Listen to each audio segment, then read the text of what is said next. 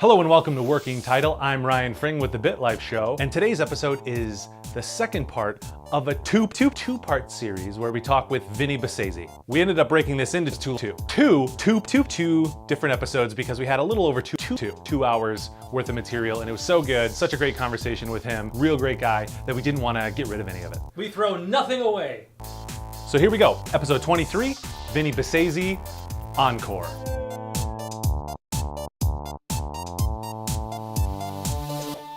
Comment on the Revenant. So I saw it, and it's which I haven't seen. John has seen it, so I'm third party. I won't ruin it. I've seen it 3 times. Okay, so that's interesting. So because I'd be curious, I'd like to hear your thoughts on it. Because for me, it was. I mean, it's really good, right? It's a friend of mine, a producer. I think he actually phrased it best when it comes to what it was, that filmmaking. It was majestic filmmaking. That is a great, he had said that to me, and then I went and saw it, and I'm like, wow, I can't really phrase it any better than that. It was it was majestic. So there's a lot of fantastic, photography, and there's some really great performances and stuff in it. But for me, which is interesting, that's a movie that I probably won't see that again for probably a very long time. I don't know. It's kind of, it's not exactly like this, but it's a little bit in the vein of a Schindler's List. You see Schindler's List and you're like, if you've seen it, it's like, wow, holy shit, this is powerful. This is incredible filmmaking that I probably don't need to watch again for a very, very long time because it's hard. It's hard to take it. Now, Revenant's not like that. It's not that hard intense, like Schindler's List. Yeah. But it's long, and it's one of those things where I'm like, okay, I don't necessarily need to see it again. Whereas for me, if I walk into a room, and I think this is the same for a lot of people. If I walk into a room, I don't care what point of television's on. I don't care what point Goodfellas is on. You will sit and watch it to the end. Yeah. It doesn't matter. I mean, that is a movie that will grab you and demand you sit and watch it. I mean, absolutely. Revenant, it's not going to demand. Maybe I'll watch the bear fight again. Maybe it'll turn out different this time. Who knows? Yeah. I don't know. That's the future of and obviously, you've heard all about that. Oh yeah. And you've heard. So I'm gonna complain about one thing that it's not gonna ruin it for you because you already know about the bear fight and you know about stuff. But this is interesting. Maybe I'd be curious to talk about this. For me, when you're watching, as I'm so jaded, the bear fight is great, and the way they do it is great, and Leonardo DiCaprio is great and stuff. But the first moment that when it gives it away that it's a digital bear, right? The first moment is for me, that takes me out of the movie. Yeah. I stop, I'm like, okay, it's just a digital bear, which I knew. I always knew. I knew going into the movie it was a digital bear, but I was rooting that it wouldn't stop the movie for me and take me out. Now, it's really good. It's probably the best digital bear you're gonna see, right? Next to that bear in that commercial, that's the rug. Did you see the bear in the commercial where the bear is directing the commercial? And you haven't seen that one? No. Oh. Is it one where he takes the coat off? He says, boom, explosion, boom. No, you haven't seen that? I'm not sure. I'll send you the link. Yes. Maybe you can link also, to I like it in that this podcast. there's another bear commercial. There's a different one. Is this the one? I've seen the one where there's a bear rug that talks or something. Yeah, I'm going to send, the bear, okay, I'll send you that. Yeah. You can link to it if you want. We'll put it down You'll here. love it. Where's Jeff? Yeah. But the bear in this is fantastic. No question, it's great. But the buffalo. Now, when it gets to the scene, there's a big buffalo. There's a scene where there's buffalo. I'm not ruining anything. It's a movie shot up north, wherever, right? There's going to be buffalo. But they get to the buffalo, and they have to do a thing with the buffalo. And if you were the filmmaker, I'm going to try and say his name right, Iñárritu. I think that's how you say it. Inarritu? Oh, that sounds terrible. I like mine better. Iñárritu. Anyway. So he would say what these buffalo? How the hell am I going to do buffalo? I have to do digital buffalo. Do you see where I am? You see where we're shooting all this crap? Where am I going to get buffalo? It's got to be digital buffalo. Okay, fine.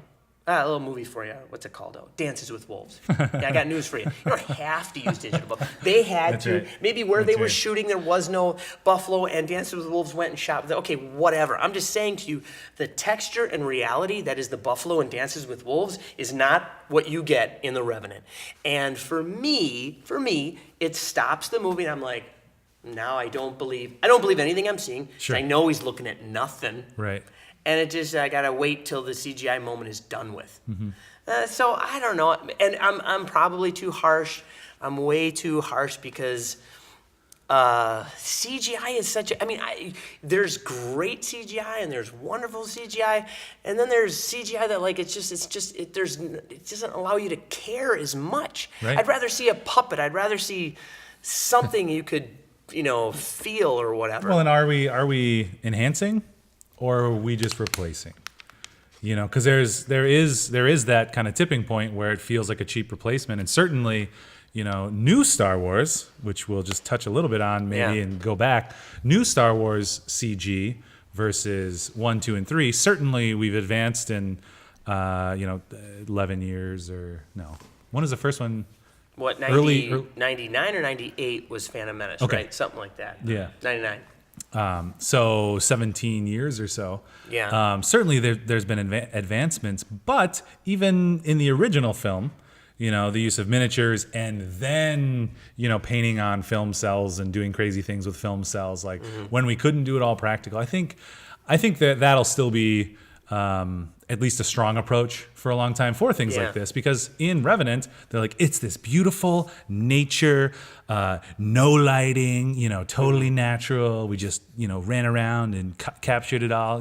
There's that kind of sell that it's just going to be real. Yeah. And then, it is a little inside baseball, but that's our lives where Yeah. you're like, nope, peek behind the curtain. Yeah. Where, regular people might not notice it, but in this case for us, it doesn't enhance to know these things. I feel like I may have noticed in the buffalo scene.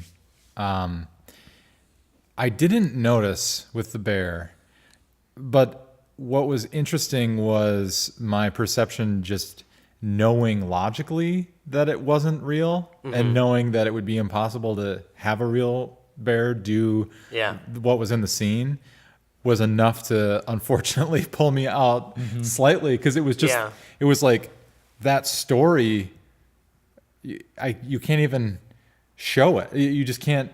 I know it's not like I just logically can't find myself in a place where I know that this visual is actually happening, and it was enough to be like, this is intense and really, I felt like it was really realistic, at least in that moment, because.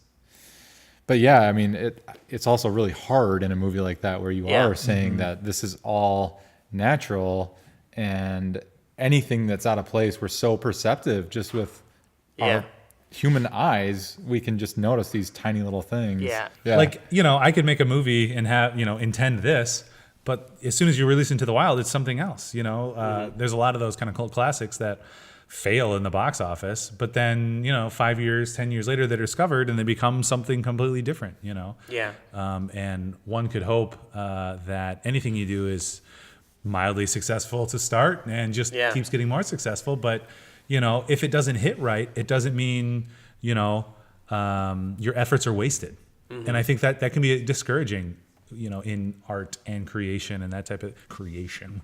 But in the creative fields, where if you throw something out there and it doesn't stick, you're like, dang, I can't do that again. But maybe the time wasn't right, or the target wasn't right, or any number of things. And if you can stick with it and work hard, I think that you can see it through.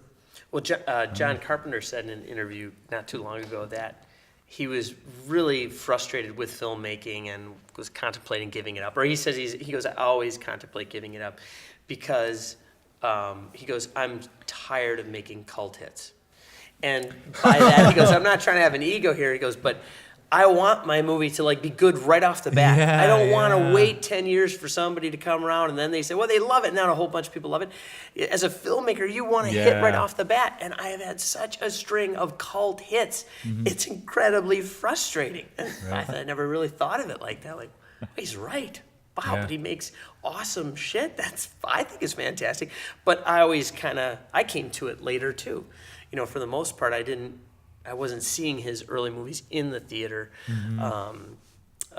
You know, so I don't know. I can see where that would be totally frustrating. It'd be great if like one of your movies, like you did a movie and like, oh, it didn't get any praise. And then you had a string of successful movies. And then later a movie you're like, oh, everybody loves It's a Wonderful Life or whatever. Like all those movies that were shit when they came out with Wizard of Oz or whatever that everybody hated. Right. And they only came to later to love it. Yeah, well, and damn it. Which one? What? Who's in it? Let's see. Well, I don't even know where I was gonna go with a cult classic. John Carpenter. Starship Troopers. Oh my gosh, which Guilty I love. pleasure. Guilty pleasure. I love, and my wife loves it. And I mean, it's such a sign of the times. And where was it in Denmark or one of those? Because it's Paul Verhoeven's Danish. Yeah, so director. So they like banned it, for the longest time. Yeah. There. Or because it was it was a political statement. Yeah. About the government. Cult classic. acting is terrible. On the flip side, Yeah. we have M. Night Shyamalan, Okay. who, met with early success and thoughtful in this and, does a thing 2 or 3 times, but then everyone's like, nope, we're wise. We're wise to the thing. Yeah. And we don't care, what the movie's about because you're going to do the thing and we're already over the thing. So he's on the other side where he was, kind of a hit right away. And now he's trying to come around and what's the movie that he just did? I don't know what. He hasn't. With like the kids. Did you see it? Is it any good? Dang it! I'm hoping he can come out of it because all that good stuff. Whatever it is that he's doing, his first movie is great, and then I personally didn't like any of them after that. And you're kind of like, are you a one-trick pony? Is that it? That's your shtick. You're doing your shtick. Right, exactly. And your shtick is just not as good as the first time you did your shtick. I mean, if he came out with a movie that was great, and it was his shtick, but it was great again, that'd be one thing. Are you saying The Last Airbender is not good either? Is that? I'm probably saying that. I'll draw a line in the sand and stand on that I think side. everyone will stand with you on that side. Yeah. So. Yeah, but it's challenging, and I think that's a world that critic acclaim and reviews and feedback, which I don't know. Have you had any of that with work that you've done that's challenged you? Nothing's much, critically or, acclaimed, I'll tell you that much. Or kind of tough reviews, or something that you felt really solid about that came back. And, oh yeah, you get that, and you have to have that. That's great. Well, I might have mentioned this the last time that we talked about the indie stuff that I've done personally. The guy that writes it, he at the very end of the day, he just wants the praise and it was great and you did a great job and it looks great or whatever. About that's what he's after. That's what he's after, and he just wants to hear that. And all your friends and your relatives, they're gonna tell you that. Doesn't matter if it's shit. They're gonna say that to you. And he eats that up, and he delusionally thinks that it is good then. Yeah. Maybe some part of him realizes it's not completely true. But then he has his group of friends that he does respect and whatever. But like for me, it's great. I love, who doesn't like to hear praise? Everybody likes to hear praise and get a pat on the back and everything. That's wonderful. But I know I don't grow as an artist unless I find out like what people didn't like. Like what didn't work for you. I mean, and I'm not trying to say, he's like, well, you're trying to, you push negative thoughts into people. You say, what you didn't like? Now they got to think of something they didn't like, and they got to make something in their head that they didn't like. I'm like, well, okay, I'll say it a different way. Did anything not work for you, or what wasn't as successful, or whatever? Right. Those are the things I'm more interested in. If somebody says, oh my God, it was a home run right out of the gate, everything worked for me. Well, that's great. I'm a little suspect of that, but and for the most and you have part, to take that gracefully too. Yeah. You're like, thank you. And for the most part, in person, like if you're sitting in front of them, it's just not, common courtesy to like, well, what'd you think? Yeah. Well, here's what I thought was wrong with it. Yeah. So unless you invite that in person, no one's going to do it. Well, unless you find it people rarely do invite it, and that's why I try to invite it, and I try to get to a point where I'm like, listen, I'm glad you liked it overall or whatever, but I'm just curious. I'm really curious about like at any one point, did you get taken out of the piece, or did you think this, or did you think that, or did the digital buffalo really bother you? Whatever the case is. Yeah. How else do you learn? Right. I mean, if you just keep getting praised, I don't know. I just don't think there's that much growth in that. Right. Yeah. Well, and certainly, people do believe that. There are people, and certainly with the family thing, I'm going to say certainly a few more times, but with the family thing, anytime I do work, my mom and, family's like, oh my gosh, it's amazing. It's so good. And I'm like, thank you. I appreciate that. Sure. But I'm like, yeah, really? This happened and that happened. I would totally do this different. And, you're always kind of revisionist history type of thing with it. But then to be able to talk with, a colleague or a peer or something like that, I think there's a, right place and a right time. And that's when, criticism is going to be really strong. Because even, just somebody who doesn't do this, they can certainly have an opinion and it's very valid. And it tells you what that person thinks about it. But then to talk to other people, like, yeah, this shot was really kind of wonky. Like, what happened there? And you're like, yeah, XYZ. Or I thought it was really good. Thank you for the feedback, and we've kind of become a culture of everything's great. You think it's great. I'm great. You're great. Whatever you're doing is great. Yeah. And we've kind of lost that, that ability to criticize gracefully. And then other people would say, the counter to that, because again, I'm not saying any of my viewpoints are, oh, this is the way it is. No, like other people would say, well, as an artist or an artiste, right, you should be able to make your painting. I don't give a fuck if you don't like the shade of red that I used in my painting. I'm using it, and there it is. Now it exists, and now it's out in the world, and that's fine. You can do that. That's free will, right? But like for about me, 98% of you won't be working. I like to ask, I get a focus group together. Do you guys like that red, or do you not like that red, or whatever? Yeah. I like to get an interesting opinion on people because I value people's opinions and stuff like that. I am interested, and then there are filmmakers that are not interested in people's opinions, and they'll do great work. There's there's people out there that'll do fantastic work regardless of what kind of feedback they're getting. So there's no one right way. It's whatever is working for you, at the time. Yeah. So. And I mean, I went to school a little bit for 1 year in Milwaukee. Oh, really? Film program there, and then came here for film, radio, film, and television. So you get a little bit of everything in some production. But anyway, sorry, I keep touching the mic. Lot of art. Mm-hmm. For art's sake there. And kind of what that taught me is, it's totally valid to just make shit and throw it out into the world. A lot of people aren't going to be okay with shit being thrown in their direction. Yeah. Some people are going to love it. I didn't see that I could make a living throwing shit into the crowds of people.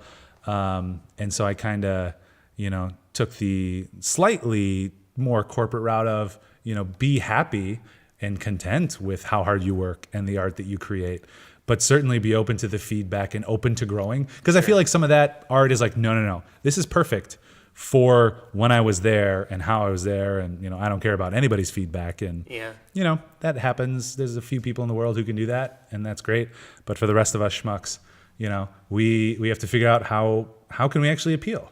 How can we do something good for the world in a way that we can do it, because maybe there's 3 people that can do it that way, and that's good for the world. And that's, what are your goals? Yeah. Like art for art's sake, art for society's sake, art for my family's, what am I doing and why am I doing it? Yeah. Is an important question. Yeah, Milwaukee was a good school, for that, to raise a lot of those. They pushed, their film program pushed it as art, very much so, and they were of the mindset, if you're trying to get a job in filmmaking, leave now. Go to a different school. This isn't the school for you. We're not teaching you how to get a job. We're teaching how to create art. That was their standpoint for a long time. It's since I think changed to a certain degree, and that's good. And with it, like I was of the mindset, no, I need to work. I need to get a job. I got to make a living when I come out of here. So one way or another, you people are going to teach me how to make a living. Somebody's going to teach me how to make a living, and they did, and the the art and the avant-garde aspects of that taught me independent filmmaking. So that taught me independence and how to do, because as an avant-garde filmmaker, you are kind of doing almost everything on your own. You have to learn how to do the sound and the camera and the lights and every single thing on your own. Right. And what that translated to was a really good education at independent filmmaking. So it was wonderful for a lot of those reasons, even though I myself wasn't an avant-garde filmmaker. Right. And it's listed in the top 10 film schools in the United States because of that, because if you are into that, you do want to go there. Right. They're heralded.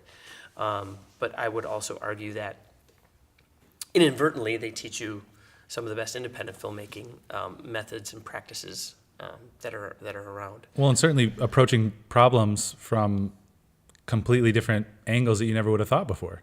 You know, here's your assignment, tell a story about this. And that was actually something very valuable, to see the range of things that can be created. You know, as opposed to if you gave that to, you know, a lot of working professionals, the range would probably be a lot more narrow. Yeah. And certainly being exposed to that art. So again, you know, the point of that art, maybe it's to encourage us and, you know, help us to do more creative work in the world as well, you know. Did you get to cut on film? Yeah.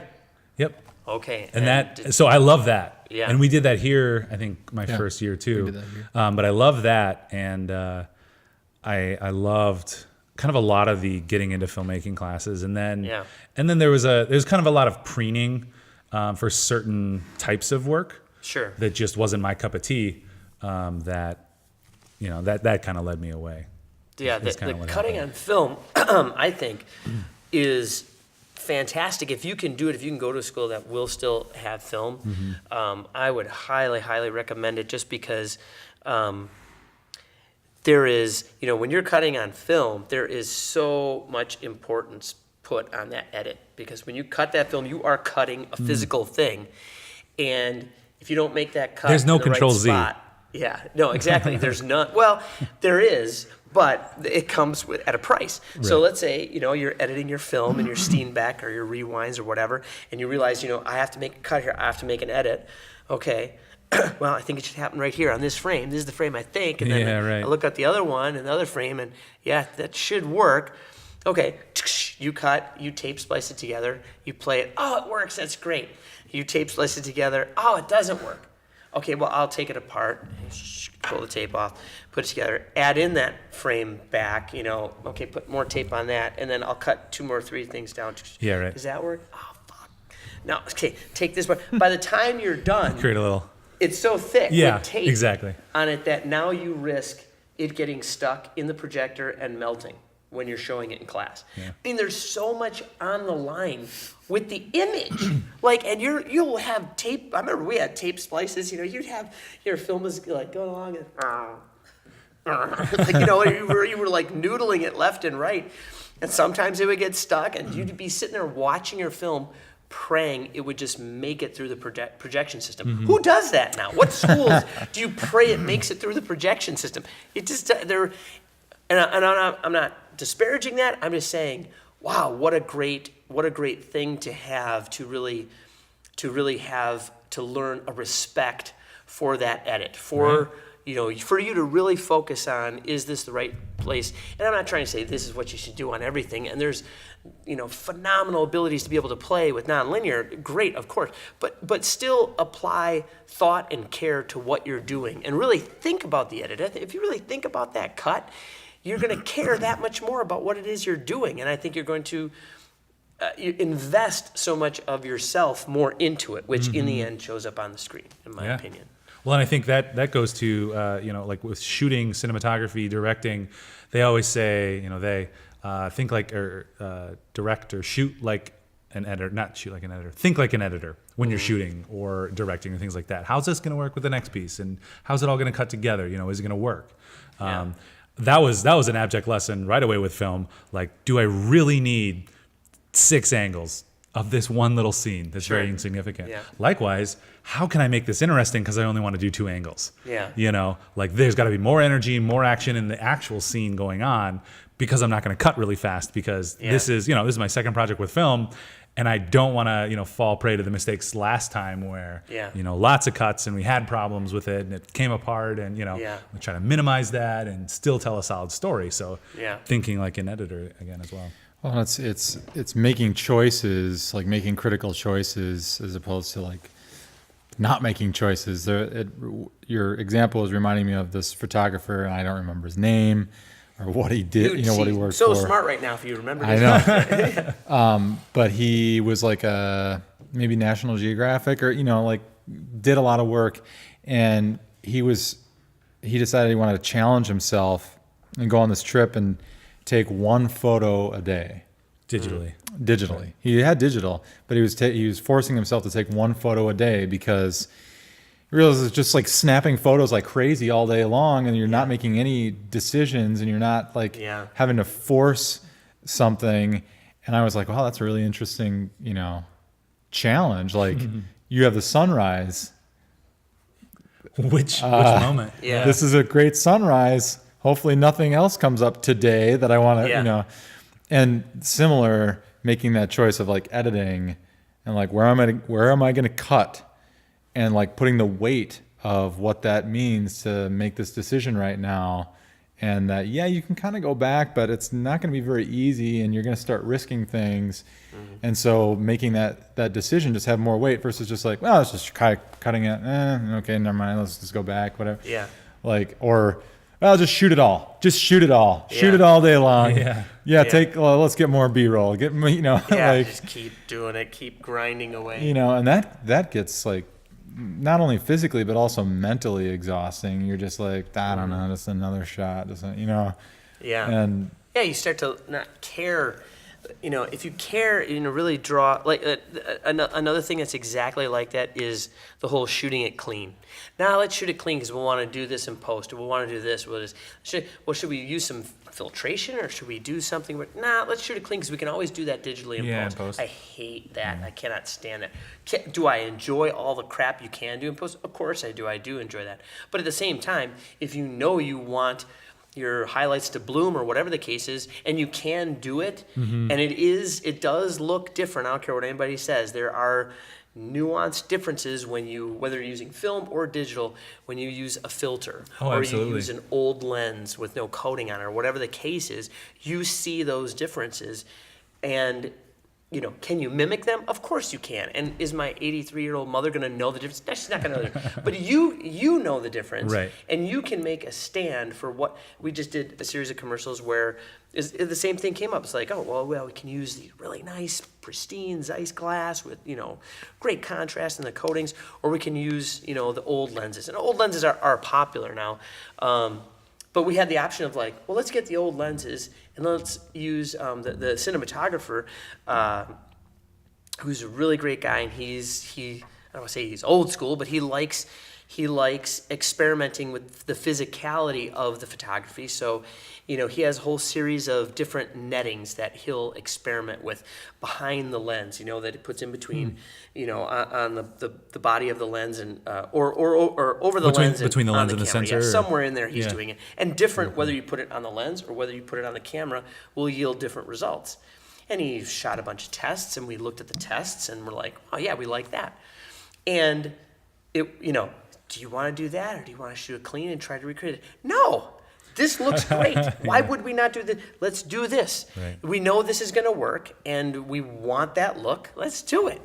And it was great. It turned out awesome. It was fantastic. And when you put things off to post too, because you can do anything in post, many times too things get lost, and you forget what you were going to do, or you're crippled with fear that the client won't like whatever filter you're putting on, your digital filter that you're putting on, and you just don't push things, Sure. And so it's like, be messy and do all the things that you can do with the art, and you will inevitably fuck things up, and you're going to make mistakes, and you're going to wish like, I wish I wouldn't have done that stuff. But that's part of the whole process, Right. That's part of the game, And you may never end up with that stuff either, because if you wait till post in case you can, if you want to change it, and then it comes down to that decision making the risky decision, and then people just back off like, no, let's just leave it clean. Yeah.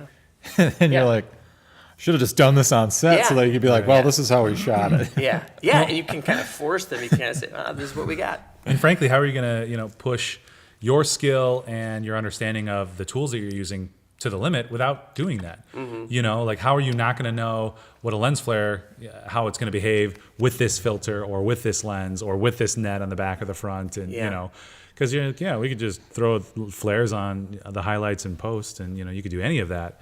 But to be able to play around with that, you can, okay, well, this series of lenses does this.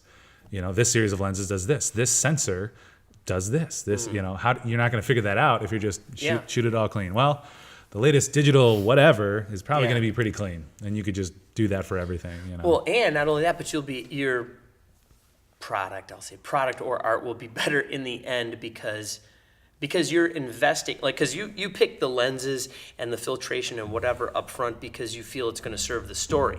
So it's like what lenses, camera package, whatever, what digital technological tools are going to help me tell this story best and really play well.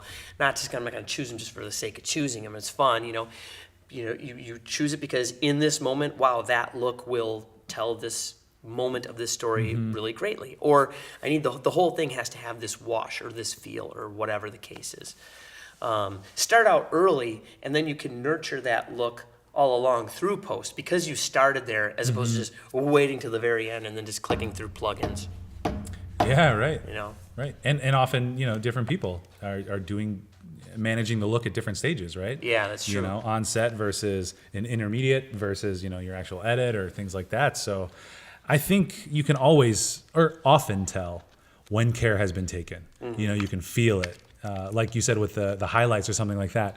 Grandma might not know, the general public might not know, but, I guarantee that people might be able to tell a difference. People could tell a difference, when you are trying and being thoughtful and being very particular about the things that you select versus, I don't know, just give us the best digital clear, clean image, and they'll do something in post. They can tell when you A/B it usually between. If you were to say, here's what I did, with these set of tools, and then here's what we did without these set of tools or whatever.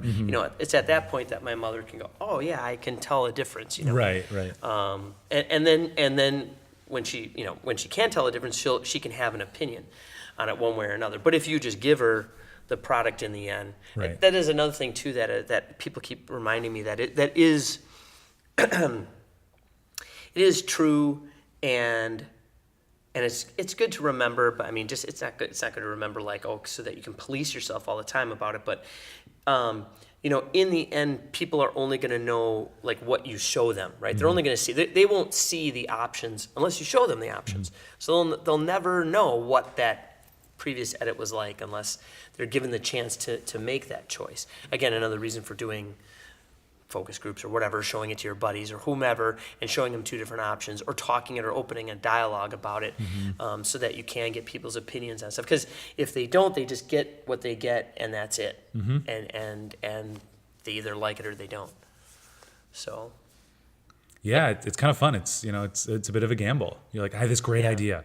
See it through with me.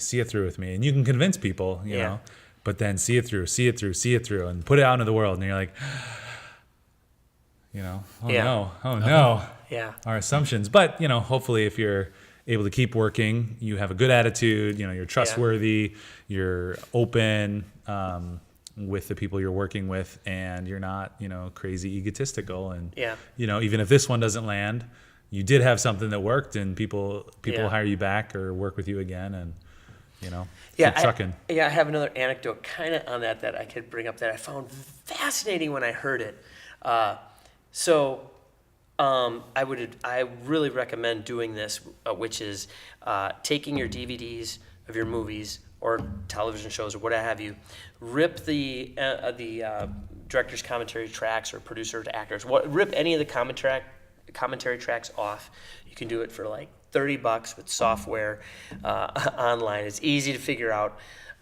Rip them, turn them into MP3s or AAC files, and put them on your phone nobody really has iPods anymore so much. Put them on your phone and listen to them as you walk the dog or as you bike or as you're in your car trip driving up north for a shoot for 5 hours, whatever it is, where you're going.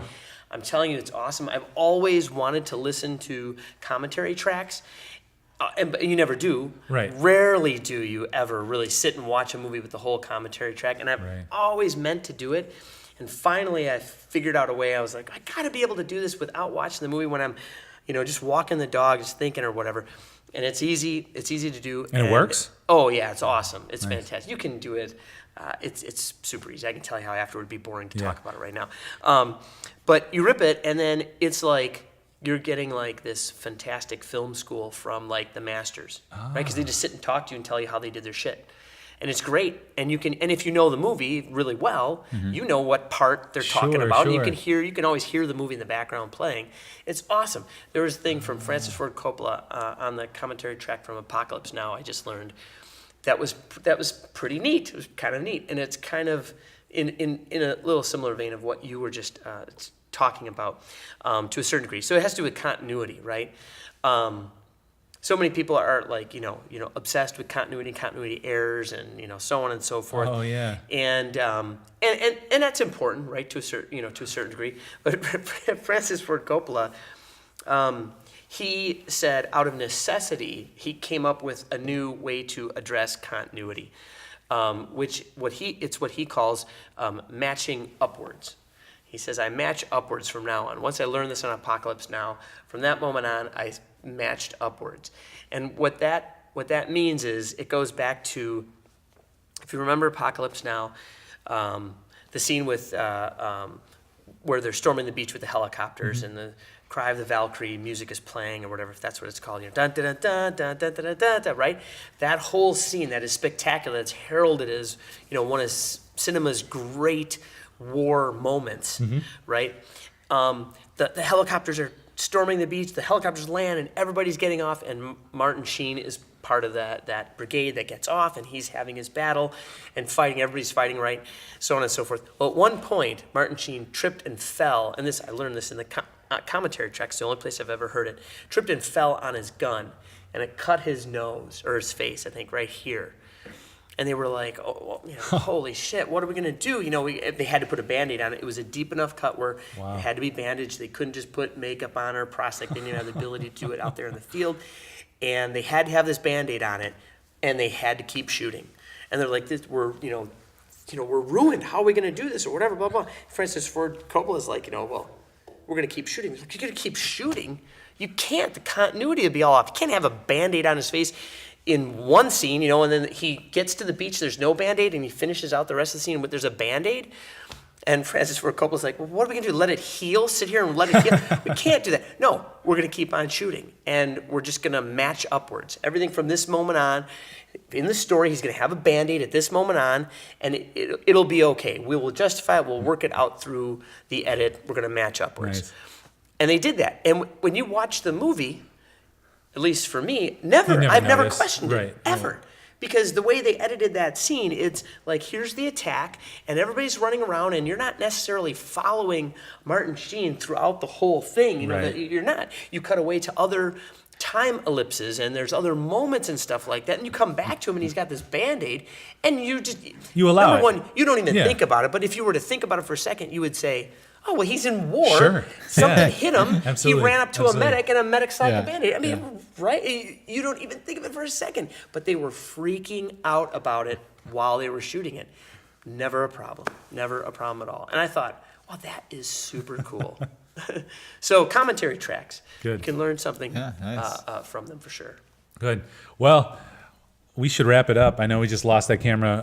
That means we've been going for about an hour and a half, which is fun because I feel like we've just gotten into it. So now, the next time, Dear Lord. we'll start off right where we left off.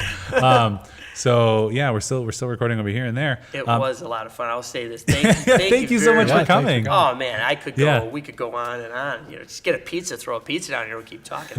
We'll do that next time. Yeah, Absolutely. Very cool. Very cool. Thank you very much. And if you are open, to a little bit longer format, we try to keep it to maybe around an hour. Just we're sitting here, we're talking, but we could always talk all day about things. Sure. So Well, maybe you should wait till the reviews come in, because if they're like, that little guy was not very interesting. our one friend and my mom will be like, "Great job, guys!" Yeah. And we're like, Well, "All I'll right." show it to my mom too. She'll Yeah, watch good. 2 minutes of it. We'll have several moms. And then she'll say, "Do I have to hit a like button?" Yeah. There, I'm done. You're like, you've told me all this. Like, subscribe, do the thing. So thank you so much again for coming on. Thank you. It's an honor. I'm so glad that you guys asked in the first place. Yeah. Seriously, this is a lot of fun. I had a blast last time. Good. I came up here and talked and stuff. So this was truly an honor. We'll get you Thank out very here much. quicker than 1 year. Next time, I hopefully appreciate shorter it. than No, that. I really, really appreciate it. Do you have anything? You said maybe you don't have anything you want to promote, but can people find your work somewhere on the internets? Yeah, or if they care anything, to. anything you're really proud of, you want people to see? I guess when my work's all at my website, which is Besasie.com. It's just my commercial reel and some of my narrative stuff, which of course I'm proud of everything I've put up there. If you care to, I guess now that you say it, I'm the director of photography on another friend of mine's film, which I guess I can promote. He's also happens to be my cousin, so there's a little bit of nepotism there. Nice. Frankie Latina is finishing up a feature that has gotten some very interesting praise, and I'm very excited for that one to come out. And he might be a guy you might want to have on your show. He's a very interesting filmmaker at some point. So what's this called? right now, it's the Working name title. changes. Yeah, right now it's called China Test Girls, and it's gonna be pretty interesting. It's shot on Super 16. So from a cinematographer standpoint, I can say nice. it was an absolute joy to be able to touch film again and load a camera mag, and all that stuff was an absolute blast, and wouldn't have been able to do it if he hadn't asked me to be a part of his project. So I'm excited about that one. That one should be coming out. It should be hitting the festival circuit this year, 2016, somewhere in there. He'll start his run. So there's that, and then I guess I can suggest two things that if you haven't seen it, and you probably have seen it or whatever, but the two very entertaining things I've just saw recently. So the Truth in Advertising video on YouTube. Yeah. That one is awesome. It's a great one to watch. Always that kind of like distills everything down, which is great. I love to touch base with that one every so often because that's so appropriate about. We'll put that business. down here. Yeah, Right there. Another one I just recently saw that is awesome, is hilarious, is that is fairly viral, I think, but it is shit Craigslist producers say. Have you seen that one? Oh, I haven't seen the video, but I feel like I've read like a short list of the Hilarious. things or whatever. Absolutely hilarious. Watch that one. That Is that on the 100% YouTubes? deals with what we started talking about in the very beginning of this conversation of whatever about not being ripped off or whatever, being treated fairly. You should watch shit Craigslist producers say on YouTube. Yeah, if you want to, there you go. We'll put it down here. Yeah, Do there the you internet go. thing. Yeah. I'm not affiliated with any of those guys. I'm just telling you those are fun things to watch. I'll say a couple things. Another cool thing, website to look at that is really inspiring, inspirational, is one called Art of the Title. I don't know if you guys have seen that website. Art of the Title is a website that all about title sequences, and Cool. they take title sequences apart and they distill them and they interview the people that made them. It's fascinating stuff. It's cool stuff. That's Yeah, we've kind of worthy gotten of seeing. into creative titles and with some of the 48-hour films. That's how we brought into this one team. So I mean, we've certainly had a blast with that. I love. You love it. They have an awesome archive of titles and everything. It's good stuff. Nice. Cool. Well, thank you so There you much go. again for coming on. Thank you, guys. We'll have all the Appreciate links it. down here. Normally, nothing happens normal except maybe that we have our guests sign us off because we don't have a sign off. So Oh, really? yeah, and you can. Is that camera going or just this one? Okay, so you can sign us off on that with whatever you want. I just want to say thank you again. This has been awesome. I can only hope in some way, shape, or form this has been mildly interesting. These two guys have been probably way more interesting, but thank you so much. It's been great to just be a part of this. I look forward to doing it again sometime. Great.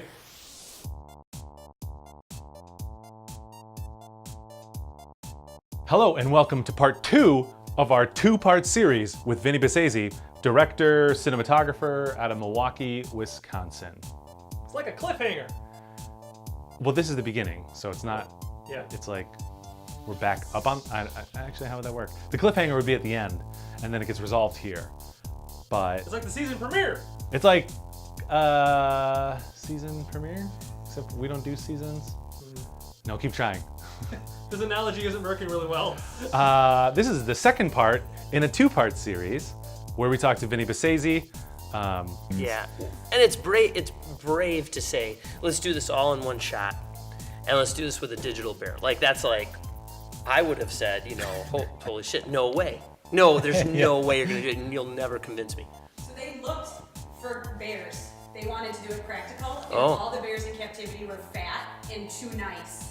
Oh, So gotcha. they did actually look Sure. to try to find out. Maybe not So for Julius, That would've Leo been was great. going for it. They really Yeah. wanted They to really kill were him. like, we want to kill you. We want Yeah. It's going to be super practical. He's like, I'm finally gonna get that Academy Award I am post mortem. Get eviscerated. That's Yeah. right.